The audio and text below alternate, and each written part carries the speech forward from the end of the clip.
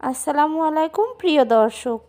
আজকে আমি চাল কুমড়ার বড়ি আর মাছ দিয়ে খুব সহজে অনেক টেস্টি করে রান্না করব এই ফুলকপির সবজিটা। ফুলকপির সবজিটা আমরা অনেকভাবে খেয়ে থাকি, তাই না?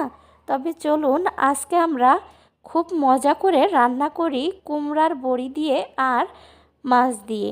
এখানে আমি দেখুন কিছু বড়ি নিয়ে নিয়েছি। এই বড়িগুলো আমাদের দেশে চাল কুমড়া দিয়ে আর কলইয়ের ডাল দিয়ে বানিয়ে থাকে। তো আমি এখানে কিছু কুমড়ার বড়ি নিয়ে নিয়েছি আর এখানে নিয়েছি 3 পিস মাছ। এখানে মাছের পরিমাণটা আপনারা বাড়িয়ে নিতে পারেন। এখানে আমি সিলভার মাছ নিয়েছি, আপনারা যে কোনো মাছ নিতে পারেন। এখানে লবণ আর হলুদ দিয়ে হালকা একটু সয়াবিন তেল দিয়ে খুব ভালো করে মাছটা আমি মেখে নিয়েছি আর চলে এসেছি চুলায় মাছটা ভাজার জন্য। তো তেলটা গরম করে মাছটা আমি দিয়ে দিয়েছি। খুব সহজে মাছটা ভাজা হয়ে যাচ্ছে। দেখুন আমি মাছটা ভেজে তারপর এখানে কুমড়ার যে বড়িটা আছে সেটাও কিন্তু ভেজে নিব। কুমড়ার বড়িটা যারা খেয়ে থাকেন সাধারণত তারা কিন্তু জানেন কুমড়ার বড়িটা ভেজে রান্না করতে হয়। তো আমি এখন মাছটা একে একে খুব সুন্দরভাবে ভেজে উঠিয়ে নিয়েছি। এখন এখানে প্রায় 10টার মতো বড়ি নিয়েছি। বড়িগুলো খুব সুন্দরভাবে আমি তেলে ভেজে নিচ্ছি। এই বড়িটা খেতে কিন্তু খুবই টেস্টি লাগে, বিশেষ করে শীতের সময় আমাদের এলাকায় এই বড়িটা প্রতিটা ঘরে ঘরেই বানিয়ে থাকে।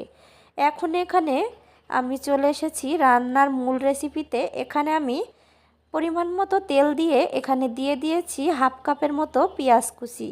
এখন দিয়ে দিচ্ছি রসুন বাটা। এখানে আমি 1 টেবিল চামচ রসুন বাটা দিয়েছি আর দিয়েছি 1.5 টেবিল চামচের মতো কাঁচামরিচ বাটা। এখানে আপনারা চাইলে শুকনো মরিচ বেটেও ব্যবহার করতে পারেন কিংবা গুঁড়া মরিচটা ব্যবহার করতে পারেন। তবে আমরা কাঁচামরিচটাই বেশি ব্যবহার করে থাকি। কাঁচামরিচটা আমাদের কাছে খুবই ভালো লাগে। তো এখানে কাঁচামরিচ বেটে দিয়ে দিয়েছি আর দিয়েছি স্বাদ অনুযায়ী লবণ। আর এখানে আমি সামান্য একটু পানি দিয়ে খুব ভালোভাবে এই মশলাগুলোকে কষিয়ে নিব। এই মশলাটা খুব ভালোভাবে কষিয়ে নেবেন যাতে করে মশলার কোনো কাঁচা কাঁচা গন্ধ না থাকে। তো এখানে যখন তেলটা উপরে উঠে এসেছে এ পর্যায়ে আমি দিয়ে দিচ্ছি আগে থেকে কেটে ধুয়ে পরিষ্কার করে রাখা ফুলকপি। এখানে আমি একে একে সবগুলো ফুলকপি দিয়ে দিচ্ছি। তো এখন এর ভিতরে আমি একটা আলু দিয়ে দিয়েছি। আপনারা চাইলে আলুটা স্কিপ করতে পারেন। আমাদের বাসায় আলুটা খুবই পছন্দ করে তাই আমি একটা আলু দিয়েছি। আপনারা চাইলে আলুটা বাদ দিয়ে দিতে পারেন। এখন আমি ফুলকপিটা খুব ভালোভাবে নাড়াচাড়া দিয়ে ঢাকনা দিয়ে ঢেকে কিছু সময়ের জন্য রান্না করে নিয়েছি। তো ফুলকপি থেকে কিন্তু সামান্য একটু পানি ছেড়ে দিয়েছে। এখন আমি আবারও কিছু সময় ঢাকনা দিয়ে ঢেকে রান্না করে নিব। তবে 2 থেকে 3 মিনিট ঢাকনা দিয়ে ঢেকে রাখলেই হবে। এখন খুব ভালোভাবে আমি নাড়াচাড়া দিয়ে এখানে দিয়ে দিচ্ছি ঝোলের পানি। এখানে আমি ঝোলের পানিটা দিয়ে দিয়েছি। আপনাদের পরিমাণ অনুযায়ী আপনারা পানিটা দিবেন। আমি যে পানিটা দিয়েছি এই পানিতে ফুলকপিটা সেদ্ধ হয়ে খুব সুন্দরভাবে মাখা মাখা হয়ে যাবে।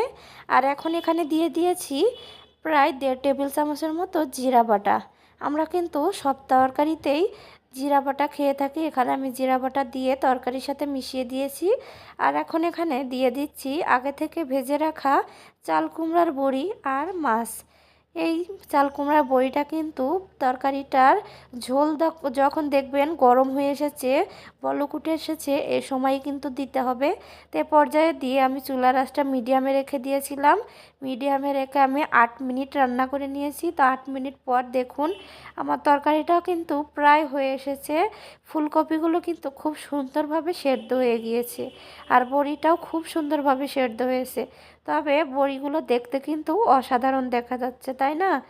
তা আজকের মতো আমার এই রেসিপিটা আপনাদের কাছে কেমন লেগেছে অবশ্যই কমেন্টের মাধ্যমে জানাবেন। আর আমার রেসিপিটা ভালো লেগে থাকলে অবশ্যই আমার চ্যানেলটি সাবস্ক্রাইব করবেন, একটি লাইক দিবেন। তো আজকের মতো এখানেই শেষ করছি। আবারও ফিরে আসবো আপনাদের মাঝে নতুন কোনো অন্য রেসিপি নিয়ে।